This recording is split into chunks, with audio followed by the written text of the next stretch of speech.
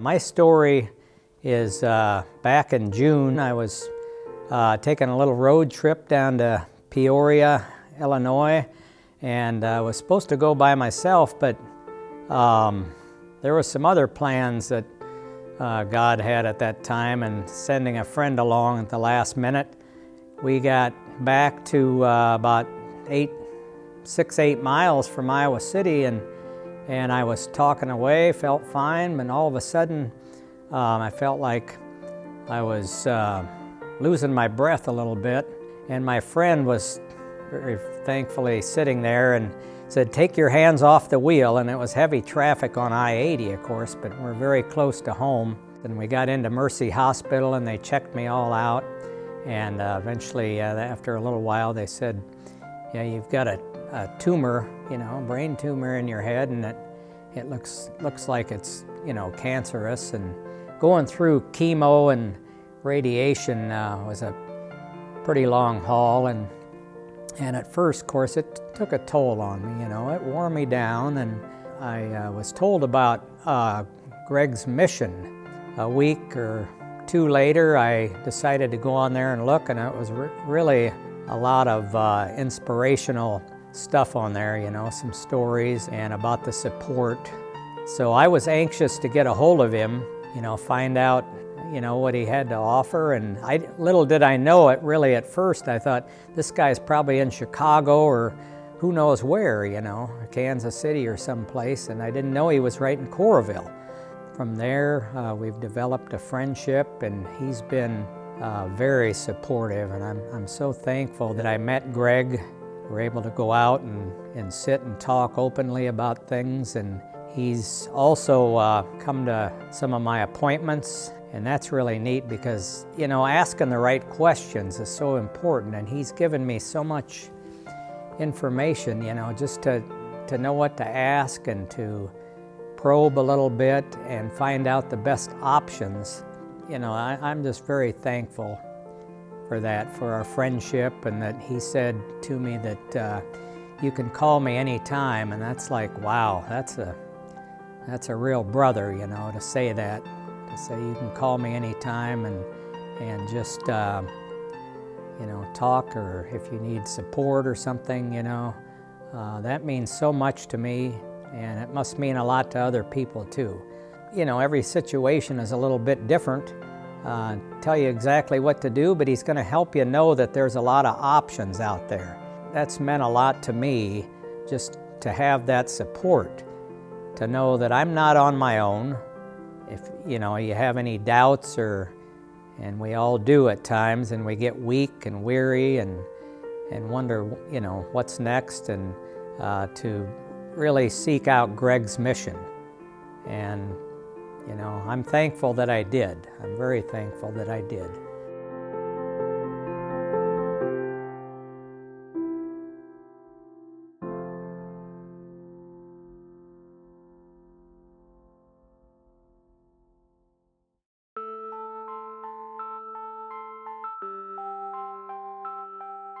My father was diagnosed with glioblastoma on October 26th of 2013.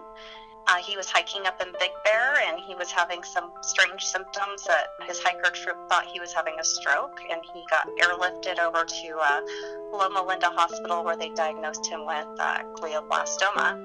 At first, we were very, upset researching it. Obviously, everything that you research is a bad prognosis and horrible news, and we didn't even really know what brain cancer was till my dad was diagnosed with it. So then I started trying to give my dad some hope, and I was researching survivor stories, and I came across Greg, who was a survivor of 10 years, and I contacted Greg, and Greg got back to me right away. I mean, he always answered any kind of questions that I had very promptly, and fortunately he was able to come out to San Diego in February and meet with my dad, and he gave my dad a lot of hope, which my dad needed at the time. It did get him through at least his, the original medication that they put him on, and then any kind of questions that we had with my dad, I always went to Greg, and Greg was instantly, like, he would just meet with us or talk to me right away, respond to questions, everything we had a question for. He would get back to us way better, but, way sooner than the doctors would, which was really good. And then my dad had he started acting a little bit different, I'd say, in August, September, probably September of this year. He started having some issues again, and I got a hold of Greg, and Greg was like, he definitely needs another MRI. It's not right, the things that were going on. And even though the doctors kept coming back saying stable, it wasn't stable. And my dad actually just passed January 4th of this year. It was a long battle, not a very long battle, but it was definitely hard, and it was definitely nice to have Greg that was there to answer any questions and be there for us, because he was definitely there more than the medical team was.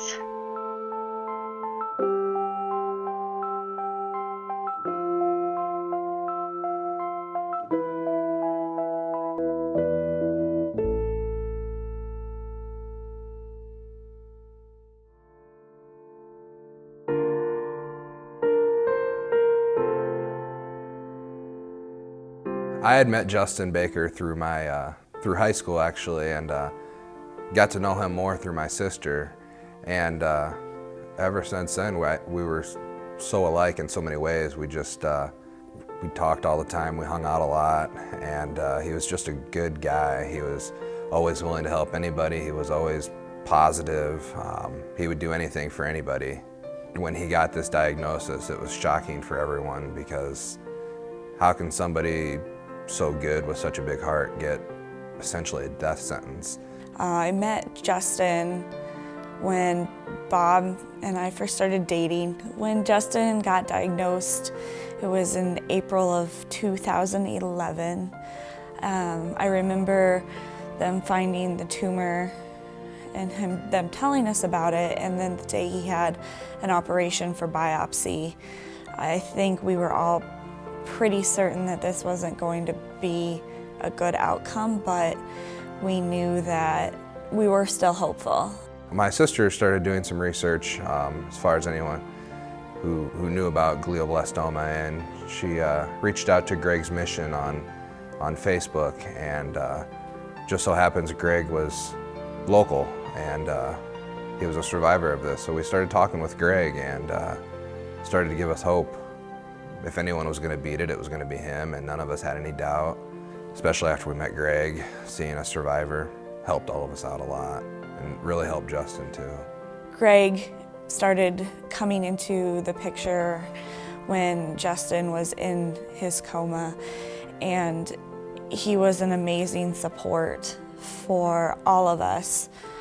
Justin's family was there, and his friends were there, and it was just like a big family, and Greg was there for everybody to answer questions, to help us through a difficult time, to just his presence and knowing that there's somebody here in front of us that has survived this, that Justin doesn't have to be just another statistic.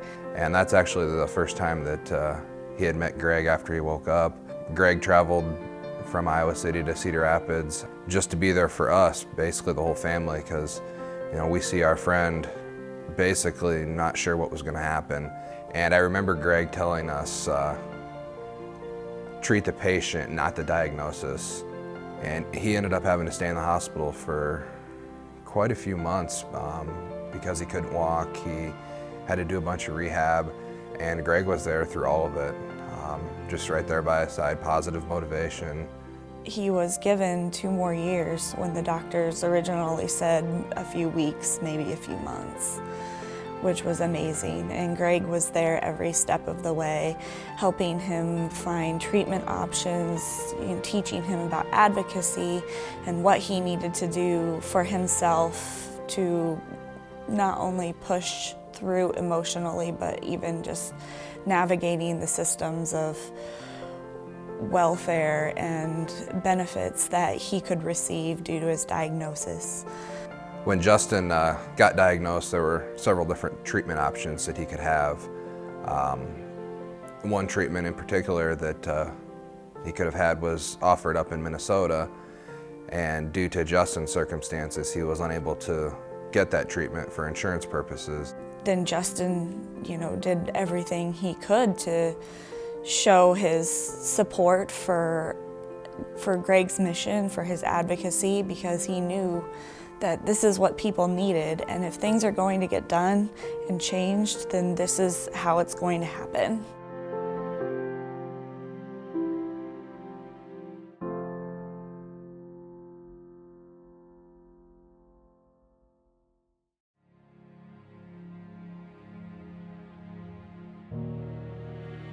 My mother was diagnosed Judy Lindblom in 2007. We noticed, she noticed that some memory lapses. One story that she told me, she was at a card club with actually my mother-in-law and some of her good friends, and she was letting them know of the birth of our second daughter, Aubrey, and they asked what her middle name was. And my mom had trouble, she couldn't remember. That was the first time she remembered it. She had told me that she started wondering what was going on. In January 15, 2007, right after lunch, I heard my cell phone beep and I had a message. So I checked it, and it was my sister saying, "You need to come home, we think Mom has had a stroke." We get to Marshalltown and we're at the clinic, and they do a scan and they think it's a benign tumor, everything's gonna be fine. That's why she was having some memory loss. She kind of wrecked the car backing into a dumpster, hadn't told any of us that, and Dad hadn't either. So from then we planned to have surgery. We sat in the waiting room for, seemed like forever, probably, I think it was close to 9 hours, and my brothers and my sister and Dad and I decided this is getting a little long, we were getting a little worried. The nurses and everybody joked because the entire waiting room was our family. And doctor called us in the room, and he goes to tell us that he was really sorry, but it was a stage 4 GBM. And he didn't know what the final prognosis was, but he thought possibly 9 months. When the diagnosis came, it was a difficult moment. Sitting in the room, putting myself there now again. The reality is that it was exactly what we thought it was, and having Greg after the fact is still a blessing. Having opportunities to know that what Greg has done and what he can do for people, no matter what the diagnosis and the end result ends up being. He is someone that provides tremendous insight as to what the doctors might be thinking. Greg, after meeting him as a friend of my brother's, I would have welcomed and I think even been more comforted knowing that there was somebody as a resource that was living what our mom lived. So even though not every family has that support that we have, we are extremely lucky to be as close as that we are, and that was due to how our mother raised us. But thinking back, could Mom have had maybe a treatment that would have saved her? We're thankful Greg is here, but I always think, what if? We all know that there's a reason things happen, and I really believe that the reason our family went through this, we are able to make a difference and support Greg and allow him to travel and be and talk to all of those families and those patients that need advice.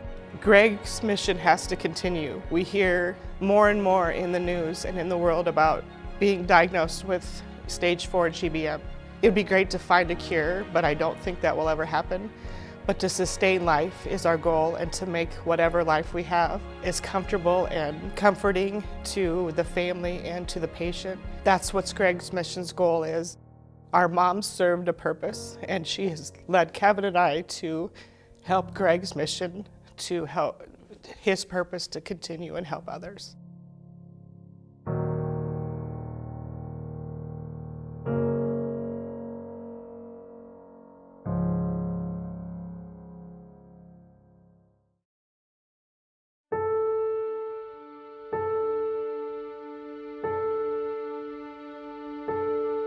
My husband was diagnosed with glioblastoma in June of 2011.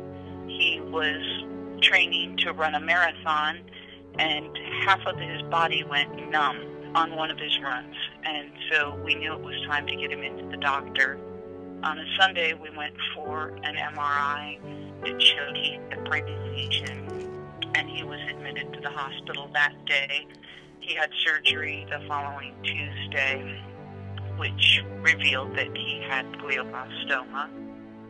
Ted reached out on Facebook to Greg, and Greg gave him a tremendous amount of hope that it's something that you could survive and you could have a good life surviving with it. So Ted started living every single day for what it was. We were extremely lucky in that we had an incredible team of doctors that were supportive, and that when a treatment didn't work, we moved quickly on to the next one. So we started to get involved in UCSD and the Morse Cancer Center there, and as part of that, we found out that Greg was going to come and do a talk in April of 2013. So we signed up to go finally meet Greg in person. We found him to be extremely inspirational, friendly, and open. So we had dinner with him while he was in San Diego, and he came to visit again last year while Ted was still doing well. And we got a chance to see him and catch up with him, and he had people that he was doing counseling with in between our day trips, which were very, very good for Ted. I haven't seen him that happy in a long time. I think it was super good for him to have a friend who understood what he was going through, and that friend's been Greg. We lost Ted in September of 2014, and Greg was with us through that part of the journey. He was there while I was in the hospital, sending text messages back and forth, checking on Ted and checking on me, and he's just been fantastic, and I can't thank him enough for all that he did for us and continues to do for me. Greg was instrumental in helping Ted understand what laid ahead for him after his diagnosis. Knowing what was coming helped take some of the fear out of what we were experiencing, and that was just priceless.